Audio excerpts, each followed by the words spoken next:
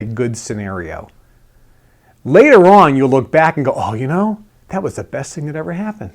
Because if that didn't happen, that's why, the story about the guy's, the Chinese guy's son who falls off the horse and breaks their leg. And everybody in the town says, we're so sorry for your son falling off the horse and breaking a leg. That's terrible. And the father said, maybe, maybe not. 2 days later, the army comes in and takes all the young men away to fight in a war, but they couldn't take his son because he had a broken leg. So why did the guy break his leg?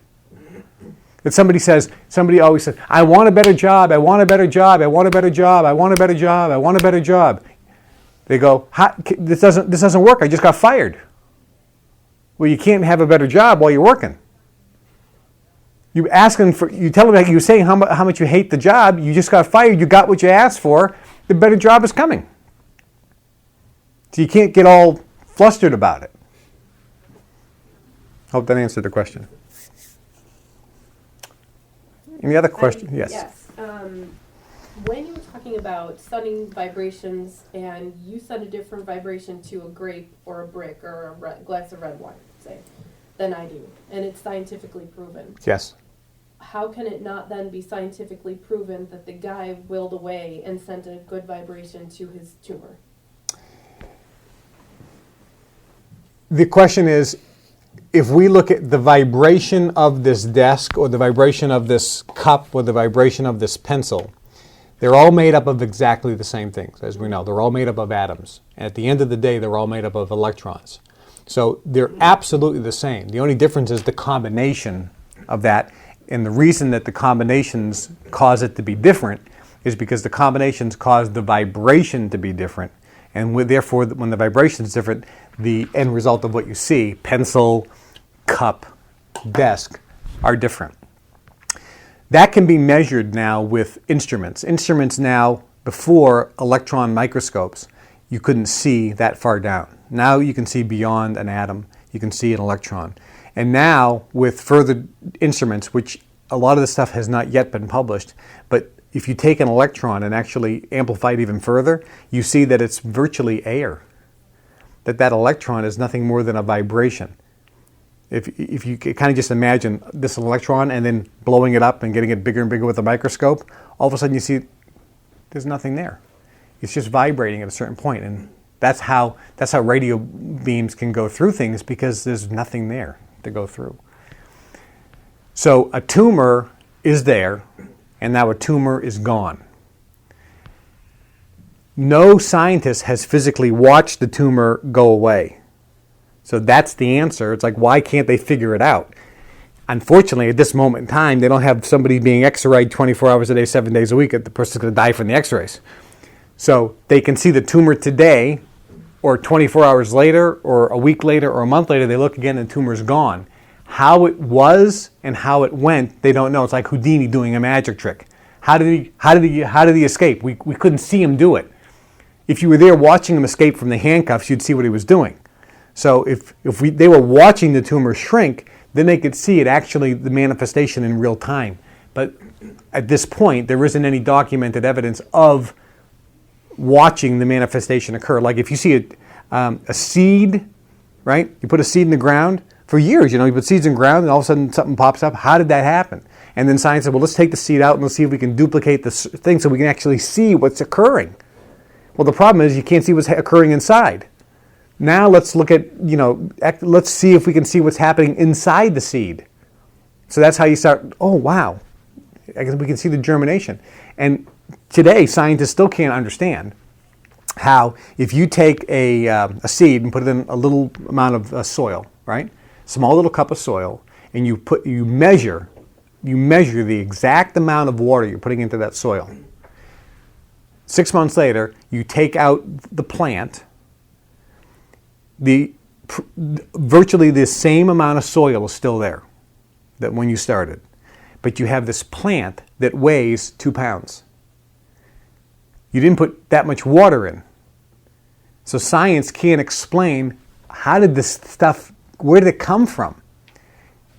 The answer, it was coming from the energy in the universe, it was virtually manifesting out of nothing. And so that's what this whole concept is about. When you're throwing out a certain vibration, things can be manifest virtually out of, quote, nothing. Nothing is something. It's the energy that's all around us. But did that answer your question about the tumor? Yeah. Okay. It's hard to wrap your head around. The bottom line is there is a tumor and there isn't. That is factual and documented.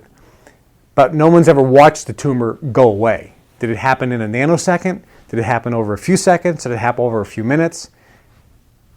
That still has not been documented or seen. Because there's no funding for it, you think? Or there's no medical way to not kill the guy with x-rays? As of right now, the only way you can see the tumor is with an x-ray. So you take an x-ray like that. You can't be bombarding the guy every couple seconds because you kill him with the x-rays. Any other questions? Going back to neural pathways. Yeah. What you were saying before seems to be sort of a throw to what the bleep do we know and repetitive nature to bring on events that make you have the feelings that you want to have. How do you know, I shouldn't say how do you know, there are people who try to do these things that we talk about and try to change their vibration, try to change what they're thinking about, but subconsciously they're still deeply They vibrating. fail. Yeah. They fail. So there are some people, I think, who do this more naturally than others and more easily than others. How do the people who have the biggest trouble with that subconscious doubt overcome that and to apply these things? Good question. The question is, if some people can do this easier than others, some people have a lot more luggage. Right. Some people have a lot more baggage, a lot more subconscious negative garbage. Let me explain what this is. Some people have this huge, enormous ball of black energy because they've been vibrating negatively for a long time. Like attracts like. It's the law of attraction. So if you think a negative thought, guess what's going to be attracted? Another one and another one. That's why gripe sessions. Do you ever notice? You ever go to a group of people? Everyone's, hey, let's have a drink. Let's have a. Now let's. The Giants, man.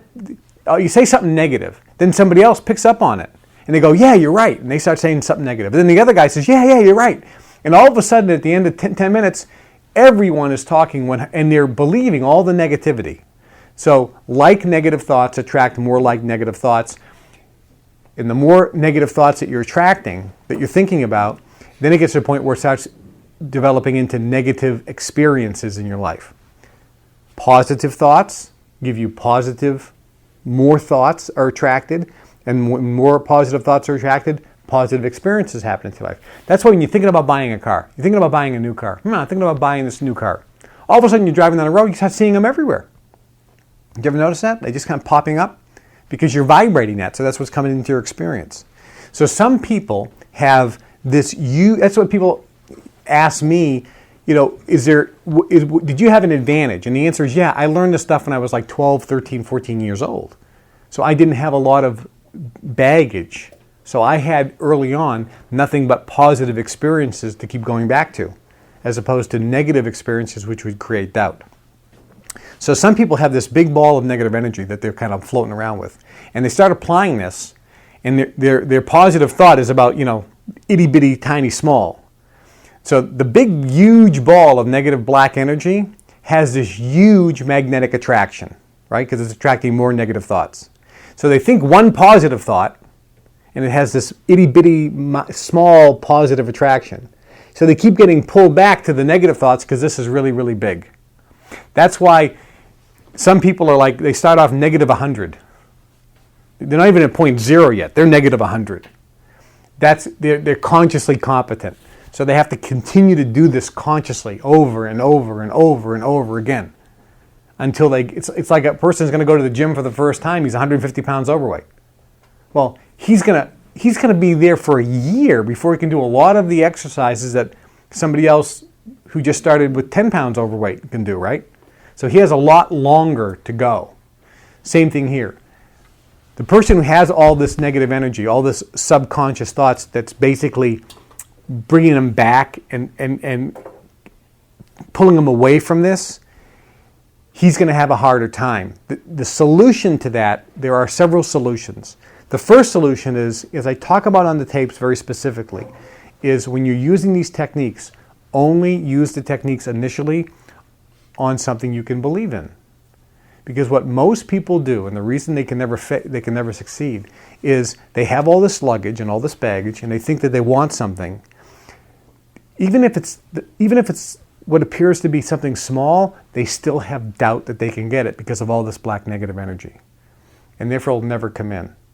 But if they can use it on something simple, such as, I'm going to go to the store today, and I bet you I'll get a pretty good parking space. You know, I think I'll get a pretty good parking space. Now, somebody else may say, I'm going to get a space right up front. But the guy with the big black negative energy, if he says, I'm going to get a space right up front, he immediately doubts it because of all the black negative energy, which means it's not going to happen, and therefore he has another reason to believe it doesn't work. So he has to come up with something that he can believe in first. So he has to go a little bit slower. The idea is you're starting to get your positive ball of energy bigger and bigger and bigger. The more you focus on the positive ball of energy, the negative begins to shrink. So you have two things occurring simultaneously when you're doing this at the conscious competence level. Your positive ball of energy is getting bigger and bigger and bigger. That's why driving in the car, listening to these CDs, reading books every single day keeps you focusing on the positive ball of energy. So every time you're focusing on the positive, the black one starts to shrink a little, and the positive starts to grow. And the tipping point is when the positive ball of energy is for the first time bigger than the negative ball of energy. That's the tipping point. That tipping point is different for every single person. Some people it's going to take a lot longer. So that's the first thing. Start off small.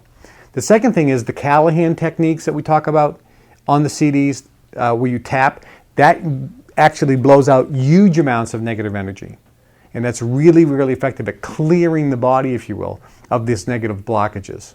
And that's really, really helpful. When a person feels really bad, they're kind of keyed into all this negativity. So at that moment, if they use the Callahan technique, it'll blow out huge amounts. And that's a pretty fast way of doing it. And there's some other techniques as well that we'll be talking about in the future that also helps clear out that subconscious negativity. Right. And a follow-up is the events in your life are still an indicator. So even if you necessarily think that you're doing these things, you need to pay conscious attention to the indicators and whether or not it's really working. So the follow-up question is there a such thing as an accident?